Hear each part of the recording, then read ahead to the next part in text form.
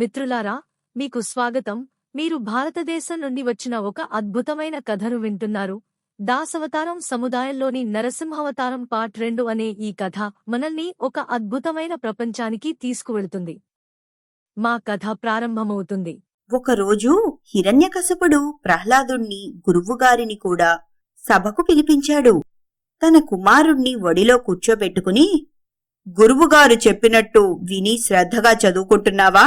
ఏది ఒక పద్యం చెప్పు అని అడుగుతాడు. అప్పుడు ప్రహ్లాదుడు వెంటనే ఒక హరిభజన పాడుతాడు.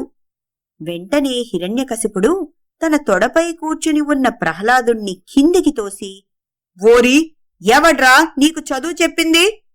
మనకు శత్రువు ఆ శ్రీహరి, వాణ్ణి ప్రార్థిస్తున్నావా అని గట్టిగా గద్దించాడు. చిన్నారి ప్రహ్లాదుడు మెల్లగా లేచి తన చిన్న చేతులు జోడించి, తండ్రి, ఈ చదువు ఒకరి చెబితే వచ్చేది కాదు. హరి ఎవ్వరికీ శత్రువు కాడు, అందరికీ ఆయనే దిక్కు అని వినయంగా భయపడకుండా సమాధానం చెప్పాడు. హిరణ్యకశిపుడు చాలా కోపంగా, హరి అందరికీ దిక్కా? ఒరే, ఎవడ్రాకడా? వీడు ఆ హరినామం మానే వరకు శిక్షించండి, పాములతో కరిపించండి, ఏనుగులతో తొక్కించండి, కొండపై నుంచి కిందికి తోయండి, అప్పటికీ మానకపోతే సముద్రంలో పడవేయండి, ఏ మొసలో మింగేస్తుంది అని భటులకు అప్పగించి సభ నుండి తన ఏకాంత మందిరానికి వెళ్ళిపోతాడు. అమ్మమ్మా, హిరణ్యకశిపుడికి ఎందుకంత కోపం? తన కొడుకే కదా. అవును తల్లి, అతనికి హరిశత్రువు కదా. తన సోదరుడైన హిరణ్యాక్షుణ్ణి చంపడం వలన హరి అంటే చాలా కోపం. తానే స్వయంగా ఎవరూ హరిని పూజించకూడదని చెప్పాడు. అలా చేస్తే కఠినంగా శిక్షించమని కూడా చెప్పాడు. మరి తన కొడుకే హరిని ప్రార్థిస్తే కోపం రాదా? అందుకనే జాలి లేకుండా శిక్షలు వేశాడు. అయ్యో పిల్లాడు ప్రహ్లాదుడు పాపం. అలా ఏం లేదమ్మా, హరిభక్తులను ఎవ్వరూ ఏమీ చెయ్యలేరు. రాక్షస భటులు ప్రహ్లాదుని చిన్న బాలుడు అని కూడా చూడకుండా రకరకాల విషనాగులను తెచ్చి మీదకు వదిలారు. అయినా ప్రహ్లాదుడు కొంచెం కూడా భయపడక చేతులు జోడించి శ్రీహరిని ప్రార్థించాడు. ఇంతలో గరుత్మంతుడు శ్రీవిష్ణువు వాహనము పెద్ద గద్ద సుడిగాలిలాగా వచ్చాడు. ఆ పాములన్నిటినీ ముక్కుతో చుట్టుకుని తన రెక్కలతో ఎగరేసుకుని వెళ్లిపోయాడు. రాక్షస భటులు ఎంతో ఆశ్చర్యపోయారు. ప్రహ్లాదుని అక్కడ నుండి గజశాలకు తీసుకువెళ్లారు. అమ్మమ్మా, గజశాలంటే ఏంటి? గజమంటే ఏనుగు తల్లి. మనం ఇప్పుడు ఆవులని ఎలా పెంచుకుంటున్నామో పూర్వం రాజులు ఏనుగులను పెంచేవారు. అవి ఉండే స్థలాన్ని గజశాల అంటారు. భటులు బాగా బలమైన ఏనుగునొక దానిని ప్రహ్లాదుని పైకి వదిలారు. అప్పుడు ప్రహ్లాదుడు చేతులు జోడించి కళ్ళు మూసుకుని భక్తితో శ్రీహరిని ప్రార్థిస్తాడు.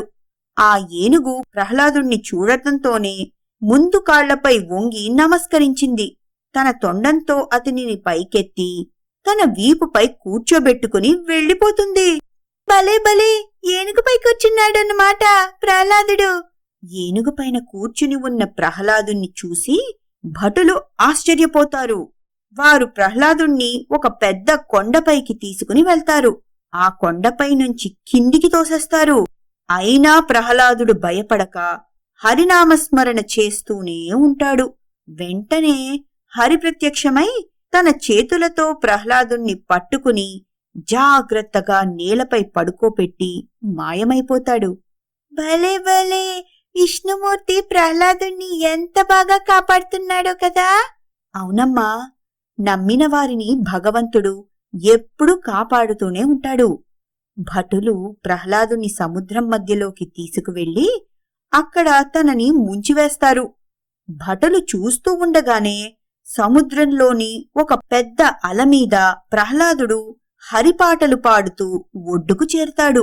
అప్పుడు ఆ రాక్షస భటులు ఏమీ చేసేది లేక ప్రహ్లాదుణ్ణి వెంట పెట్టుకుని హిరణ్యకశపుని దగ్గరికి వెళ్తారు. ఓ రాజా, మీరు చెప్పిన శిక్షలన్నీ తూచా తప్పక అమలు చేశాము. కాని ఆశ్చర్యము, ఏ శిక్షలు అతనిని ఏమీ చెయ్యలేదు అని అన్నారు. నిజమా అని సందేహంగా హిరణ్యకశిపుడు అడిగాడు. చిన్నవాడైన ప్రహ్లాదుడు కొంచెమైనా భయపడలేదు, అలసిపోలేదు. కాని శిక్షలు అమలు చేసి చేసి మేమందరమూ అలసిపోయాము. ఇంక మీరే ఏదైనా చెయ్యాలి రాజా, మా వల్ల కాదు అని అన్నారు. అది విన్న హిరణ్యకశపుడు తన కోపం 1000 రెట్లు పెరిగింది. ఒళ్లంతా కోపంతో వణికిపోతూ ఉంది. కళ్ల వెంట నిప్పులు రాలుస్తూ ప్రహ్లాదుణ్ణి చూసి, ఏవిరా, ఏమి చేసినా నీ బుద్ధి మార్చుకోలేవా? ఆ హరి నాకు భయపడి ఎక్కడో దాక్కున్నాడు. ఆ దొంగ హరి ఎక్కడున్నాడు? వాడిని ఇక్కడ చూపించగలవా? అప్పుడు నీ భక్తికి నేను మెచ్చుకుంటాను అని గర్జించాడు. అప్పుడు ప్రహ్లాదుడు చిరునవ్వుతో, తండ్రి, చిత్తశుద్ధితో, మంచి ఆలోచనతో, నిండు మనసుతో ప్రార్థించే వారికి శ్రీహరి తప్పక కనిపిస్తాడు అని అంటాడు. అప్పుడు హిరణ్యకశపుడు హేళనగా పక్కనే ఉన్న స్తంభాన్ని కాలితో ఒక తన్ను తన్ని, ఈ స్తంభంలో ఉంటాడా నీ హరి అని అడుగుతాడు. వెంటనే ప్రహ్లాదుడు ఎంతో నమ్మకంతో, తప్పక ఉంటాడు తండ్రి. శ్రీహరి ఇక్కడ అక్కడ అని కాకుండా అన్ని దిక్కుల ప్రతి అణువులో కూడా ఉంటాడు అని అంటాడు. వెంటనే హిరణ్యకశిపుడు విపరీతమైన క్రోధావేశంతో, అంటే అంతులేని కోపంతో అన్నమాట, తన గదతో పక్కనే ఉన్న ఆ స్తంభాన్ని పడగొట్టాడు. పెళపెళమని శబ్దాలతో 1,000,000 సూర్యులు ఒకేసారి ఉదయించినంత మహా వెలుగుతో, భయంకరమైన గర్జనతో సగం నరుడు సగం సింహం రూపంలో నరసింహమూర్తిగా శ్రీహరి వచ్చాడు. సభలోని వారంతా భయంతో కంగారుగా పరుగులు తీశారు. నరసింహుడు హిరణ్యకశపుని ఎత్తి సభలోని ద్వారంపై కూర్చుని తన తొడలపై, అంటే ఒడిలో పెట్టుకున్నాడు. తన గోళ్లతో హిరణ్యకశపుని గుండెలు చీల్చి పేగులు బయటికి లాగి మెడలో వేసుకున్నాడు. నీకు గుర్తుందా? హిరణ్యకశపుడు బ్రహ్మను కోరిన వరాలు దేవతలు, రాక్షసులు, మానవులు, జంతువులు ఎవరూ చంపకూడదు కాబట్టి నరసింహరూపం, అంటే సగం మనిషి సగం సింహం రూపంలో వచ్చాడు. పగలు కాదు, రాత్రి కాదు, కాబట్టి సంధ్యవేళలో వచ్చాడు. లోపల కాదు, బయట కాదు, అదే గడప, మనం గుమ్మమంటాం కదా. భూమి మీద కాని ఆకాశంలో కాని చంపకూడదు కాబట్టి గుమ్మం మీద కూర్చుని తన తొడపై హిరణ్యకశపుని పెట్టుకుంటాడు. అస్త్రములు, శస్త్రములు కూడా ఏమీ ఉపయోగించకూడదు కాబట్టి తన గోళ్లతో చంపుతాడు. చూశావా, ఎంత తెలివైన వాడైనా భగవంతుని ముందు ఎందుకూ పనికిరాడు. భగవంతుని ఎవరూ మోసం చెయ్యలేరు. రాక్షసులంతా భయంతో చెల్లాచెదురైపోతారు. ప్రహ్లాదుడు శ్రీ నరసింహుని చూసి ప్రార్థిస్తూనే ఉంటాడు. దేవతలంతా పైనుండి పుష్పవర్షం కురిపిస్తారు. నరసింహస్వామికి చాలా కోపం, ఒక సింహంలాగా. అందుకే అతనిని ఉగ్రరూపుడైన శ్రీ నరసింహస్వామి అని కూడా పిలుస్తారు.